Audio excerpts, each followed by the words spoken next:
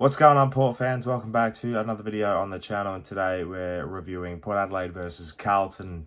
A dismal performance at Marvel Stadium, going down by 54 points in a dead rubber match that meant nothing, which you could clearly tell on the boys' faces and the side. There was a few that gave the raw, but overall we put in an insipid performance at Marvel, and one that I think just describes how it's been. That was one of the worst losses we've had. You know, I can take getting pumped by the Cats. I can take losing to Hawthorn in Tassie in the wet. The showdown hurt, no doubt about that. But this one, getting pumped by a side like Carlton, who, you know, they've had their injuries, they've had their outs, they've had their ups and downs this year as well. And you'd think, you know, in such a performance, you'd come up and really try and win this.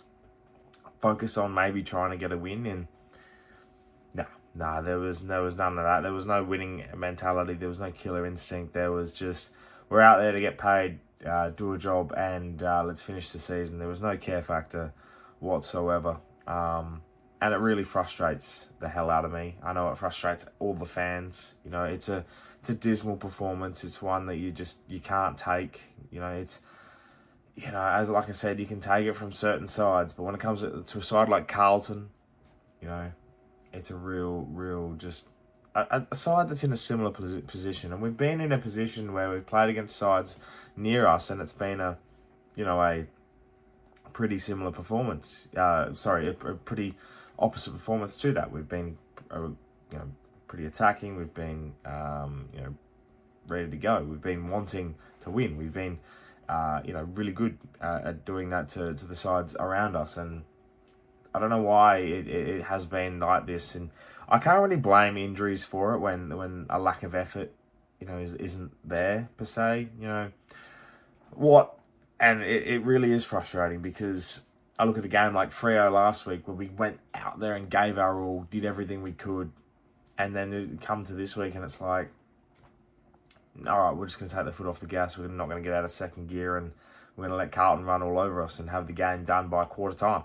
It was a real disappointing effort. And barring a few players, Zach Butters, Jordan Sweet, I thought was okay in the ruck. Travis Boak had his moments as well. Like, there was few and far between that really can hold their head really, really high. And it's a really shitty performance to take.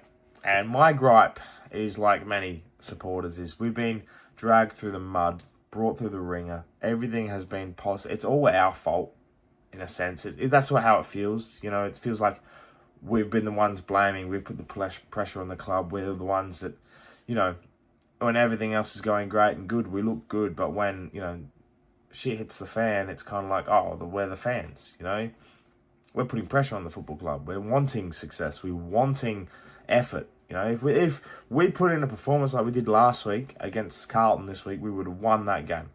That same effort, copy and paste that to this week, we win.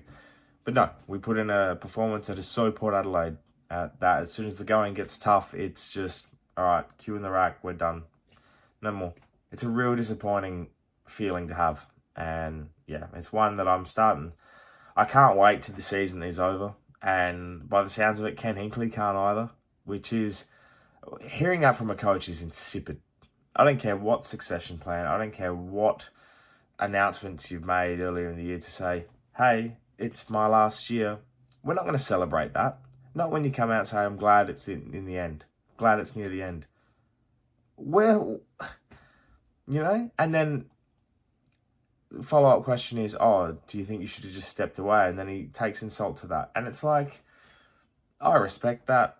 I've respected Ken's journey, but now is enough. We've poked the bear one too many times, and it's ridiculous that a coach of a football club can come out and say, I'm glad it's nearly over. Like, what sort of insipid comment is that? That's a disrespect to your fans, disrespect to the football club. It's honestly just a uncharacteristic mistake by Ken's behalf there. I don't think that's normally his way, but defeated, When we started this whole Ken Hinkley euphoria back in 2013, the slogan was never give up. We will never, ever give up. And how many times have we given up in the final year? The farewell tour has been a failed journey that never should have been eventuated. It should have been Josh Carr taking over, or we shouldn't have signed him 2 years ago as an extension. It just had to be made about Ken. And no one at the football club will be held accountable for that, which is a real gripe that I think a lot of fans have. We've now got to take on a Gold Coast Suns outfit next week, which, in full respect to Trav, we have to farewell. We don't want to farewell Trav. Yeah, he will want to walk off with Ken. Ken, obviously his last game.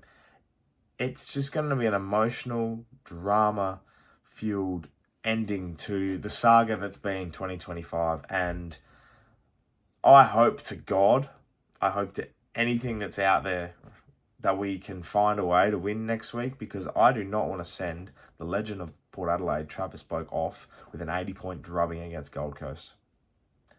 It's sad that his last game ever in Melbourne ended with a dismal performance against a Carlton outfit that hasn't been any better than us this year. It's a real gripe, and just a disappointing performance that I sit here infuriated by, really, and I know a lot of fans will too. Some positives that came out of it, we know Josh Sin went off with a calf, and Christian Moraz come on and looked really good. He was a real positive. Jack Whitlock looked fantastic. I know he's showing a little bit of immaturity with his body and with the characteristic that he has as a tall forward. They got to learn. They'll gallop around, but for him to kick 3 goals and really have a shining moment is a real tip of the hat to Whitty. That was fantastic to see. I think with that type of performance, it just grows in confidence. It's like a young Todd Marshall. We saw him grow in a similar way. Justin Westhoff, the same. These types of players that have come through and had that game where they've kicked 3 goals and they look great and they look good, and it's just like, oh, okay, we've got something to work with here. And yeah, it's a real fascinating thing that we got to look forward to, which is very, very nice. I think, that's a small positive you take out of it in a performance that I just can't really digest well. It's the feeling. I actually have the feelings still as a fan. Like, I know a lot of people have checked out. I know a lot of people have taken their sort of emotions away from the club and feel disconnected, so they're not putting in their full emotion. And I know next week will be a really emotional week. But yeah, I'm still feeling this, and I just sit here and I get angry. You feel helpless. And I've always said, and it's been something that I've continuously said as a fan, once you start feeling helpless with your football club, that is a real bad place to be. And right now, we don't have anyone owning up to what's been a failure of 2025. Members, I've seen people put out there that members can't attend the BNF, which is intriguing.